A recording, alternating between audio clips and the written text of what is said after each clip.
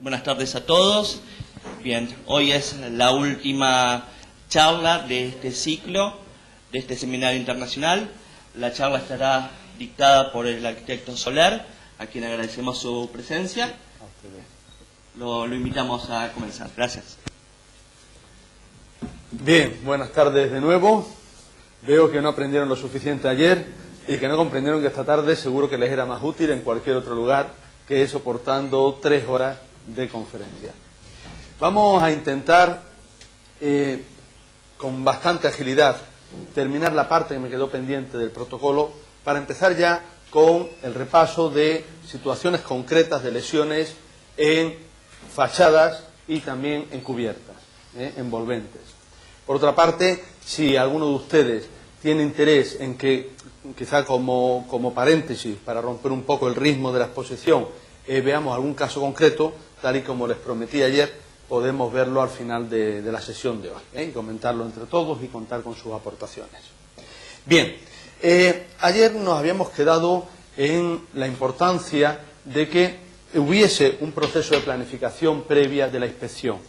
Y efectivamente, dentro del protocolo hay una oportunidad, una vez que habíamos aplicado los distintos sistemas de muestreo y habíamos determinado para cada familia de sistemas constructivos o de subsistemas constructivos el número de los que había que analizar. Por tanto, una vez que hemos hecho eso, tenemos la oportunidad en una ficha de recoger el detalle de los elementos que vamos a inspeccionar, de las fachadas, cuáles exteriores, cuáles medianeras, de los vestíbulos, cuáles son los que vamos a visitar, y podemos con esta ficha resumen hacer el plan de inspección. Tenemos claro a través de esa ficha, de la que editaríamos tantos ejemplares como fuesen necesarios para completar el conjunto del edificio, tendríamos, antes de visitar el edificio para la inspección, la oportunidad de saber qué íbamos a inspeccionar. Bien, visto esto, nos queda una parte muy importante de la inspección por abordar, que sería la que tiene que ver con la definición. Ahora apareció. Esta barra la llevamos buscando media hora, Decidió aparecer ahora. Bien. Bueno, se trata de ver cómo en nuestros procedimientos para la inspección de edificios nos resulta especialmente útil una guía que nos ayude a identificar y a caracterizar las lesiones. Ayer ya se introdujo el concepto de la identificación de las lesiones. Decíamos que en la propia ficha de inspección teníamos al lado la ayuda a través de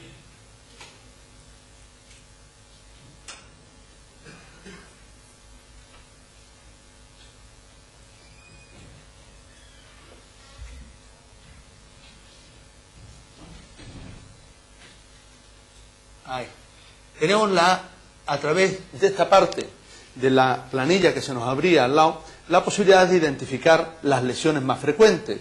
Habíamos hablado ayer de paños ciegos y vimos que las lesiones más frecuentes podían ser roturas, deformaciones, manchas de humedad. Claro, ¿cuál es el siguiente escalón que tenemos que acometer necesariamente en cualquier informe? No nos basta con identificar la lesión, identificarla como una rotura, una grieta o una mancha de humedad. Eso prácticamente se queda a nivel de conocimiento de cualquier usuario o de cualquier persona atenta. Nosotros tenemos que dar un paso más, que es en el que se diferencia el conocimiento que podemos aportar como técnicos del que puede aportar, insisto, un observador o un oficial, un hombre de oficio, que consiste precisamente en caracterizar adecuadamente la lesión. La caracterización de la lesión es un punto esencial en el informe sobre el estado del edificio. Y para caracterizar a esa lesión, ¿con qué vamos a contar? Evidentemente, contamos, además de nuestro conocimiento, con el apoyo en el protocolo de los aspectos más relevantes de las lesiones según su tipo.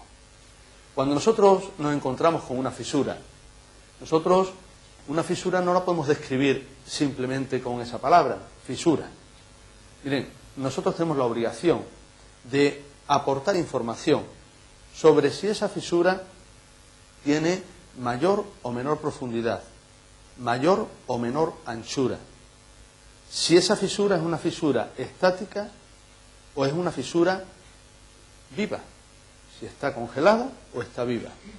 Tenemos necesidad de identificar si los labios de esa grieta o de esa fisura están torturados o se han roto limpiamente, si sobre ella se ha producido una meteorización por paso del tiempo y exposición a la intemperie, o por no estar expuesto a la intemperie, en vez de la meteorización, que ustedes saben que es el efecto pues del agua, del viento, que produce sobre los materiales, el depósito de polvo. Porque dependiendo de estos indicadores podemos tener idea del tiempo que lleva esa fisura abierta. Es decir, tenemos que estar atentos a estas características y algunas más. Tenemos que observar si los labios de esa fisura y los planos de la fisura siguen siendo coplanarios o ha habido giro, o ha habido desplazamiento, no solo rotura. De toda esta información, ya veremos luego en casos concretos cuando analicemos las fábricas, vamos a tener soporte para encontrar las causas posibles. Y como ustedes saben, ese será el punto de partida para promover una reparación o una actuación sobre el edificio.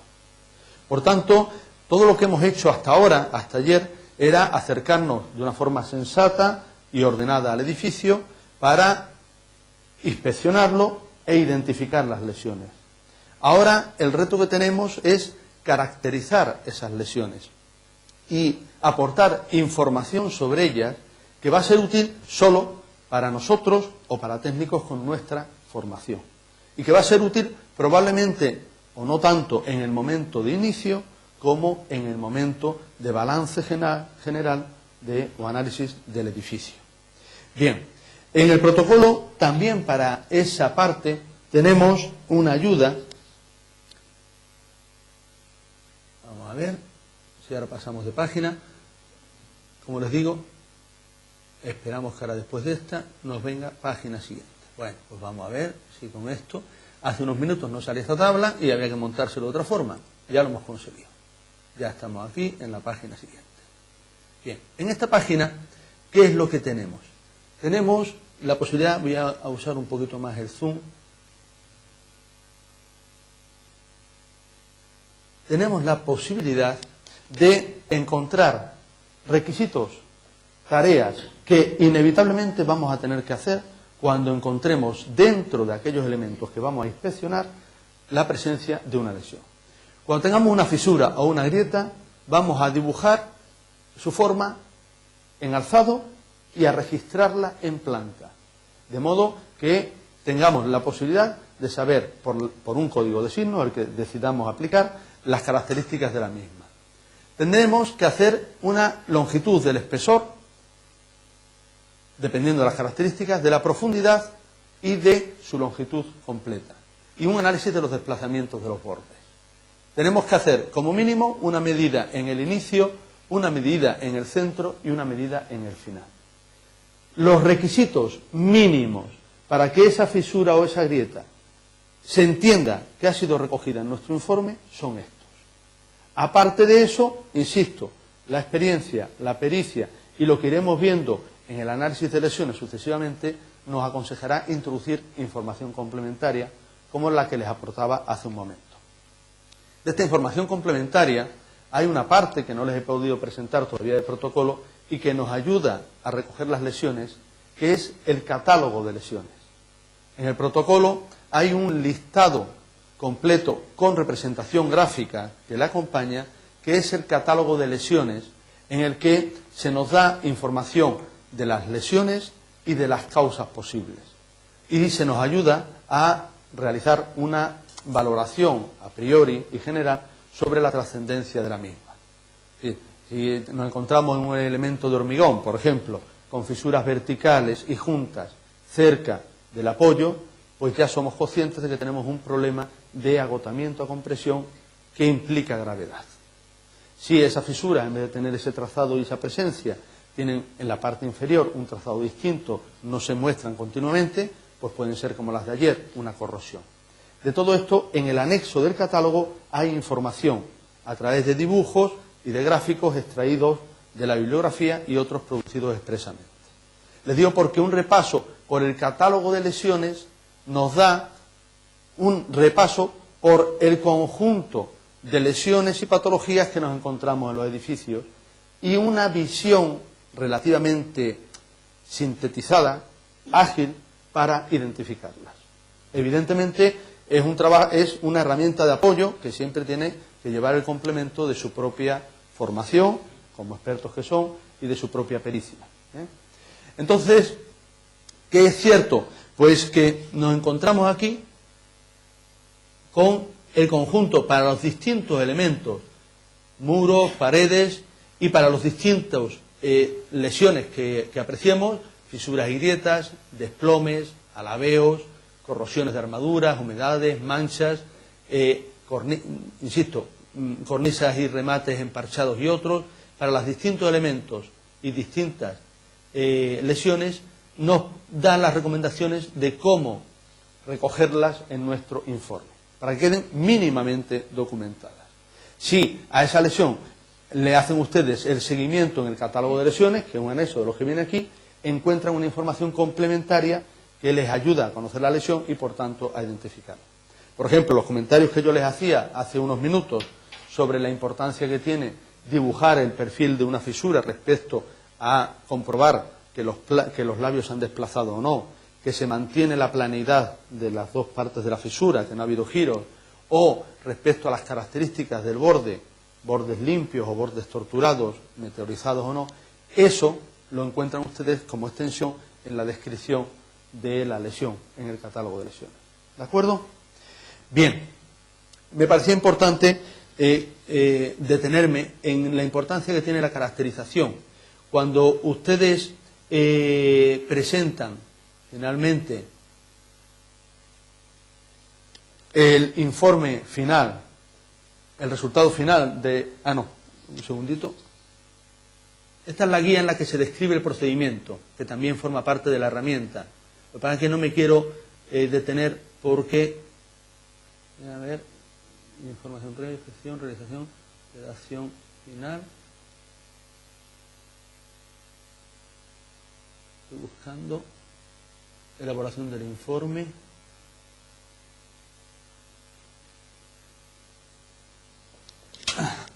Vale, perfecto, esto es, correcto. Bien, vamos aquí, y vamos, son 3 páginas.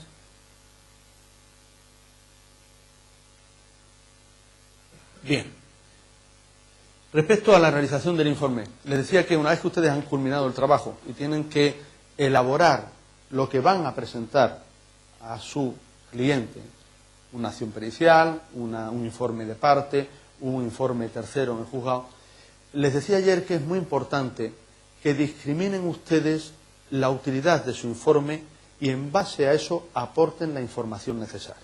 Les explico. Todo el trabajo que hemos generado como trabajo de campo es un trabajo útil que puede acompañar en forma de anexo al informe. Pero el informe, para que sea útil, saben ustedes que tiene que ser un documento relativamente sintético, que sea fácil de entender por un juez, si es el caso, o por el presidente de una comunidad de propietarios, o por el abogado de una parte en un litigio, dependiendo. Entonces, en ese nivel de concreción, ustedes tienen que hacer una labor de discriminación entre todo lo que ustedes saben del edificio y han documentado y lo que resulta importante que sea conocido por el cliente final. Sin embargo, sobre qué tipo de información nos conviene acompañar o no al informe, en su redactado final, conviene hacer algunas reflexiones. Evidentemente, toda la información que a nosotros nos ha permitido generar el informe es una demostración de solvencia que no nos conviene esconder. ¿Comprenden? Es decir, no podemos al final presentar el mismo documento que quizá otro técnico con un método mucho menos riguroso que el nuestro, de una forma mucho más ligera, podría haber redactado en términos parecidos. Por lo tanto, todo el trabajo que hemos generado para determinar qué unidades vamos, por ejemplo, a inspeccionar y cuáles no. Cómo han sido los criterios de selección estadística del muestreo. Cómo nos hemos preocupado de documentar el edificio antes de ir, de definir su caracterización. Todo lo que vimos ayer y, sobre todo, todo lo que hemos hecho hoy, que es identificar y caracterizar las lesiones, eso no podemos guardarlo en un cajón y que deje de ser útil a la sociedad. Lo debemos de acompañar como anexo y no como cuerpo principal. ¿Por qué les digo esto? Porque no es la primera vez que, incorporándolo como cuerpo principal, usan los datos, nuestros propios datos, otros técnicos o otras intervenciones periciales para hacer lecturas esencialmente distintas. ¿De acuerdo? Entonces, en el momento en el que nosotros lo completamos como anexo, podemos, evidentemente, hacer evidencia del trabajo, pero no establecemos la relación necesaria entre causalidad, entre fuente de la información y conclusión, salvo la que nos parezca a nosotros honradamente oportuna. ¿De acuerdo? ¿Por qué? Pues porque una misma fisura o grieta que usted ha interpretado de una determinada forma, bueno, está bien que otro perito que haga la investigación la represente y la interprete de otra, pero que encima utilice su representación para dar una interpretación contraria, parece que es un poco contradictorio. Por tanto, ustedes argumenten en su informe la lectura que hacen de los daños, la gravedad de los mismos, el detalle de las lesiones, y eso seguro que va a jugar a favor del rigor del trabajo que ustedes tienen. Pero no hagan demasiado evidente la relación entre una y otra. Es mi recomendación, por lo menos por la experiencia que yo tengo, ¿no? Porque a veces, ya les digo, que de esa misma relación directa se toman lecturas contrarias. Bien, en la redacción del informe nosotros vamos a hacer otra vez un resumen de las etapas por las que ha pasado nuestra inspección. Es decir, nosotros no vamos a ignorar en la redacción del informe que existen, me voy a asegurar de que ven ustedes, de que efectivamente existen unos antecedentes respecto al estado de la edificación, donde vamos a identificar y a resumir todos los datos administrativos que vimos ayer, donde vamos a definir especialmente el objeto del encargo, el alcance, y vamos a hacer hincapié en las limitaciones que nos hemos encontrado para el desarrollo del mismo. Si efectivamente nosotros no hemos tenido posibilidad de acceder a una parte del inmueble, debe quedar claro aquí que a esa parte no se ha podido acceder y debe quedar documentado en la medida de lo posible su pretensión y su voluntad de intentar acceder y las limitaciones que le ha impuesto la propiedad, la falta de disponibilidad de llaves o de recursos. Eso debe quedar aquí, muy claro. Y luego, efectivamente, una vez superada toda esa información previa, pasamos a la definición de todo el análisis de todas las soluciones constructivas. De modo que también hay aquí una definición general donde ustedes pueden asegurar con un determinado nivel de certeza el conjunto, la descripción general de las soluciones, donde ustedes deben identificar si el edificio ha tenido ampliaciones, qué tipo de ampliaciones ha tenido, en fin, hacer una descripción muy parecida a la que harían ustedes sobre un edificio que ustedes estuvieran en la memoria descriptiva de nueva planta produciendo. ¿De acuerdo? Esa literatura tiene que tener el nivel de definición técnica que le permita ser entendida a un juez o a un abogado, casi a un ciudadano normal.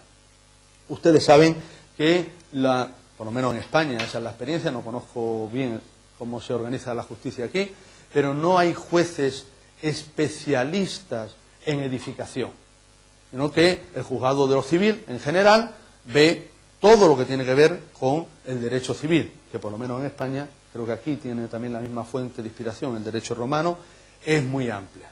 Por tanto, para que un juez comprenda lo que significa exactamente la presencia de unos daños, el alcance, ustedes tienen que hacer un esfuerzo de empatía con el lenguaje que ellos manejan, ¿de acuerdo?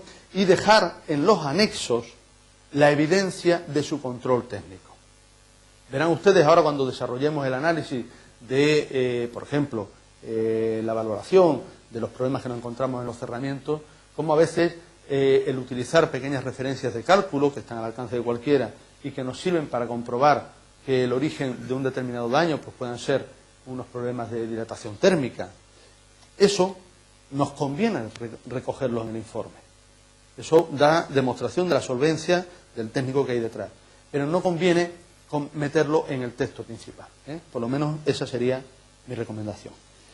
Respecto al análisis del estado de la edificación, como les decía, hay que describir y caracterizar todas las lesiones, y esto ya lo hacen ustedes en unos formatos donde evidentemente les pueden ser útiles los que han usado ustedes para el trabajo de campo, pero no deben ustedes confundirlos. Deben aparecer claramente y separados los que ustedes presentan en el informe de los que ustedes han generado en el trabajo de campo. El trabajo de campo tiene que ser eso, un trabajo de campo que demuestra su solvencia. Y ya cuando nos vamos a la parte que siempre se van a leer en primer lugar todos nuestros clientes, la de conclusiones. Entonces, les tengo que decir que es muy importante apreciar a la hora de determinar las conclusiones la utilidad y el objeto del informe. Es decir, si nosotros sobre un mismo edificio en el que tenemos la identificación de un conjunto de daños, de lesiones o de un estado relativamente precario, dependiendo de que efectivamente esté sirviendo como un informe pericial independiente para que el juez dictamine, ustedes tienen que saber si el juez les ha pedido que dictamine sobre, por ejemplo, la posibilidad de reparar el edificio manteniendo a los inquilinos dentro o desalojando. Seamos especialmente atentos a la pregunta que nos hace el juez y respondamos a esa en primer lugar. Esto no quiere decir que si usted en el informe quiere hacer especial advertencia sobre, por ejemplo, el hecho de que aunque es posible reparar manteniendo el uso del edificio y de sus ocupantes, hay especiales riesgos en los procesos normales de reparación previstos para hacerlo compatible y que las medidas deben ser especialmente cuidadosas, hágalo. No es lo que le está preguntando el juez. El juez le está preguntando, ¿se puede o no se puede? Ordeno el desalojo porque yo ya he decidido, el juez ha decidido ya que la constructora o el propietario va a pagar lo que haya que hacer, ¿vale? Y que se va a hacer con un proyecto de un técnico independiente, ¿vale? Y usted solo tiene que decirme si eso se puede hacer desalojando necesariamente o responde usted a la pregunta y haga las aclaraciones que considere, todas las que considere, a continuación, pero sea útil en lo que le pide en este momento la justicia o el cliente. En eso hay una tendencia en los técnicos que está relacionada con nuestra propia actitud de prudencia ante las cosas, ¿no?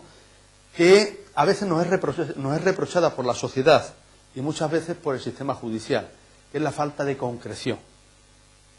Entonces, no rehuyamos. Si se nos hace una pregunta, respondamos a esa pregunta. Ahora, respondamos con las advertencias y limitaciones que nos parezcan importantes. Esas cuestiones son fundamentales. Igual que también se nos reprocha con frecuencia precisamente un efecto a veces contrario, que es la imputación de responsabilidad. A veces el empeño de un determinado abogado o de una determinada parte por hacer que nuestro informe sirva para demostrar el origen de responsabilidad de un determinado daño, si el origen es la constructora que ha hecho una obra al lado, si es el vecino que ha hecho una ampliación, si es la falta de mantenimiento, en fin, según el caso, a veces nos piden que sea el informe quien impute la responsabilidad. Y debemos ser cuidadosos en no caer en ese ámbito que no es el del informe. La imputación de responsabilidad en nuestros estados de derecho las hacen solo los jueces. Y por tanto dejemos que el magistrado haga su trabajo y hagamos nosotros el nuestro. Son recomendaciones, si les permiten, que de alguna manera están en las recomendaciones generales en el protocolo, estas limitaciones que les digo, extremas, de responder a las preguntas pero no imputar responsabilidades, que no es nuestra tarea, pero que, por otra parte, desde luego, nuestra práctica y experiencia en España, por lo menos, nos lo aconseja. Bien, y hasta aquí, pues terminaríamos finalmente con el informe. En algunos informes se nos piden propuestas de reparación. Miren ustedes, no confundamos propuestas de reparación con proyectos de reparación. También aquí hay que ser cuidadosos en deslindar. Con mucha frecuencia el encargante cree que ya que trae a un técnico tiene todo resuelto. tiene el estudio del estado del edificio, la imputación de responsabilidad y además cómo hay que repararlo. Y además cuánto va a costar. Y es nuestra misión, en el planteamiento del alcance del informe y en el desarrollo del mismo, establecer esos límites. Miren ustedes, la reparación de estos sistemas iría necesariamente por una solución o varias, y dejando muy claro que el desarrollo y la determinación económica precisa está pendiente de la realización de un estudio, primero, más completo probablemente, en algunos aspectos, y desde luego del desarrollo del proyecto. ¿De acuerdo? Les digo esto porque a veces se nos pretende, por un encargo pequeñito y el alcance profesional y el precio de eso, imputar luego todo el conjunto de responsabilidades que implica haber dicho que la reparación pasaba por tal cosa. ¿De acuerdo?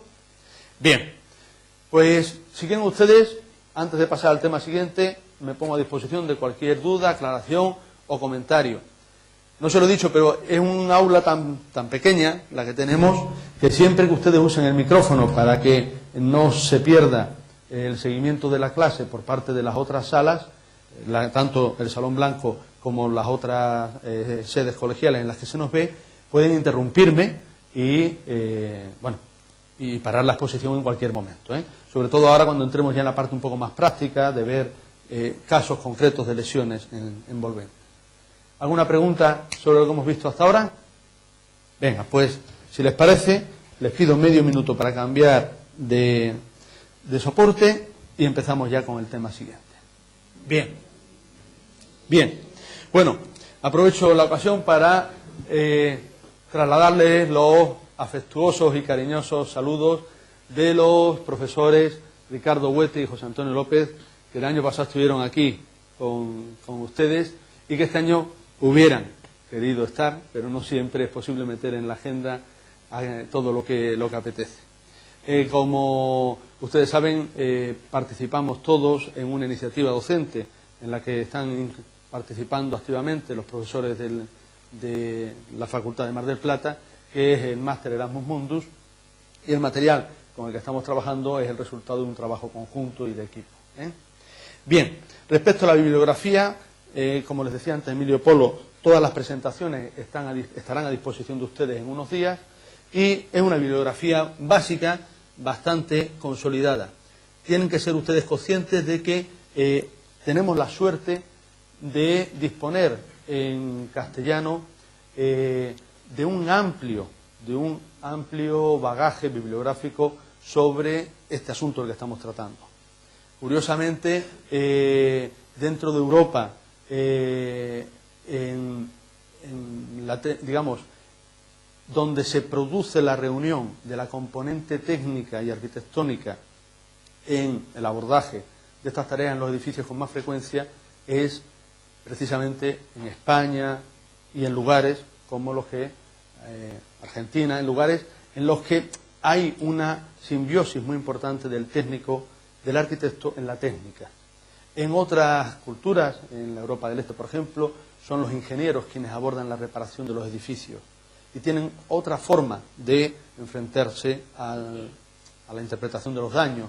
Esa vinculación entre el valor patrimonial de los edificios, las condiciones de habitabilidad de los mismos y las soluciones técnicas para su generación y su reparación es un patrimonio muy consolidado por el oficio de la arquitectura en España y desde el mismo modo y por extensión en algunas otras áreas, digamos, de influencia. Entonces hay mucha más bibliografía en español sobre estos temas que, por ejemplo, en inglés. El profesor Lely, me consta que es un gran investigador de estos temas, creo que me podrá dar la razón, y les hablo incluso de cuestiones como las del hormigón armado, que tienen antecedentes en la cultura sajona industriales muy importantes. Pues aún así, la intervención, la diagnosis y la reparación sobre ello tiene un desarrollo muy importante en la lengua castellana. Hay una parte de la bibliografía muy importante en castellano y hay citadas otras fuentes en otras lenguas. Bien, vamos a empezar a analizar, en principio, los elementos murales de la edificación. Vamos a analizar dentro de la envolvente, en primer lugar, todas las fábricas. primer lugar, las fábricas con una posición de cerramiento y también las fábricas con una posición de partición. Vamos a ir viendo la posibilidad de identificar desde la información sobre el elemento, la actuación previa y la reparación, en una forma de abordaje de llegar de una forma muy directa desde la identificación de las lesiones a los procesos de reparación. ¿De acuerdo? Bien.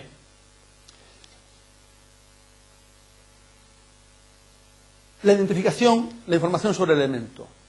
Tenemos que identificar constructivamente el elemento dañado cuando estamos ya pensando en la reparación. Identificarlo y conocer y verificar las causas de la lesión. Sobre las causas de la lesión han escuchado ustedes ya mucho y tienen perfectamente identificadas las causas que tienen un origen primario y las causas que son de segundo orden respecto. Ustedes saben que tenemos que buscar siempre el abordaje de las causas de origen primario, que una vez resueltas implicarán procesos de reparaciones de causas de origen secundario y demás. Bien, las actuaciones previas, en términos generales, van a obligarnos a garantizar la estabilidad del edificio o del elemento lesionado, a verificar las causas, a garantizar la seguridad de las personas que usan el edificio o de las personas que van a trabajar en el proceso o de las personas que van a estar cerca de la reparación, y finalmente nos vamos a tener que decidir por un formato de reparación que pueden ser, cuando se trata de fisuras, del vendaje, del grapado, de la inyección, del refuerzo, de la consolidación, de la reposición, del taqueado, del atirantado o de otras transformaciones. Serían el conjunto de acciones de reparación posible. Los procedimientos de reparación de grietas y fisuras.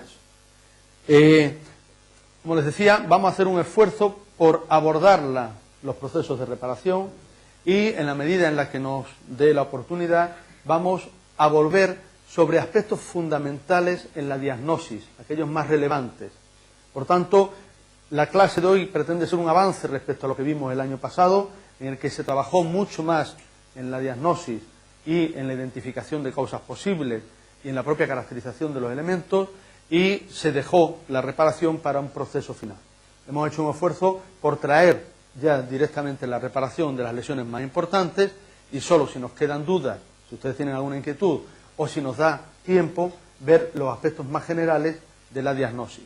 Por esa circunstancia en la que muchos de ustedes son caras conocidas que ya pasaron por el temario el año pasado, igual que hay otros que se han incorporado este año por primera vez a estas cuestiones. ¿Les parece? Bien. Vamos a ver de las lesiones que nos podemos encontrar en las fábricas cuando se trata de la manifestación principal a través de fisuras o de grietas. Saben ustedes que tenemos posibilidades de determinar causas generales y causas específicas. Las fisuras y las grietas, en la bibliografía, y no es que exista una única definición, se ha finalmente optado por identificar la diferencia entre ambas, más que por las dimensiones del espesor de las mismas, por el hecho de que afecten a todo el espesor del sistema constructivo. De modo que hablamos de fisuras cuando efectivamente estamos hablando de roturas en un elemento de forma superficial, no en todo el espesor de la fábrica, de una fisura en un elemento de revestimiento que no trasciende, por ejemplo, al conjunto de la fábrica soporte. Y hablamos claramente de grietas cuando no hay duda de que tiene una continuidad en toda la extensión del soporte. Esto no quiere decir que no se encuentren ustedes en la bibliografía interpretaciones distintas, donde hablan fisuras de espesores menores del medio milímetro y hablan de grietas cuando tenemos espesores de más del medio milímetro aproximadamente. ¿De acuerdo? No sería desaconsejable que en un informe de una cierta complejidad acompañasen ustedes dentro de los anexos de un glosario de terminología, un listado de términos de los que ustedes van a utilizar en el propio informe y de de una forma sencilla, relativamente sencilla, su descripción. Les digo esto también para ayudar a la sociedad a la que pretendemos ser útiles a valorar bien y a leer el conjunto de su texto. ¿De acuerdo? Y ahí ustedes se pueden permitir incluso pues manejar este concepto con los márgenes que le da la bibliografía. ¿De acuerdo? Muy bien. Permítanme, tampoco duden si tienen ustedes una fuente documental donde se consolida esa terminología, hacer referencia a la misma. La ventaja que tenemos hoy con el uso de las herramientas informáticas es que lo que escribimos una vez, si está bien escrito, lo podemos usar con mucha facilidad muchas veces. No ocurría así cuando nuestros compañeros antiguos tenían que hacerlo a máquina, ¿no? Entonces, si yo en el análisis, en el estudio, encuentro que hay una forma de definir grietas que viene de tal libro o de tal artículo y lo consolido en mi propio bagaje de herramientas en el estudio, siempre que me aparezca puedo incorporar esa información. Y donde hoy la ha leído un magistrado en el anexo o ve que está, mañana lo verá otro, ¿no? Entonces, no es un trabajo, por suerte, el trabajo que hacemos nunca queda en ese ejercicio, sino que nos sirve para futuros. Bien, causas generales. Verán, en principio, esto habría sido el resultado de las otras ponencias que el año pasado algunos de ustedes vieron y que en un curso normal habríamos introducido antes que las reparaciones, que son las de identificación de causas, ¿no? En principio podemos agrupar las causas generales de lesiones en dos grandes bloques: deformaciones de apoyos y acciones no previstas. En las deformaciones de apoyos nos encontramos tanto todas aquellas que tienen que ver con movimientos de cimentaciones para fábricas resistentes, como aquellas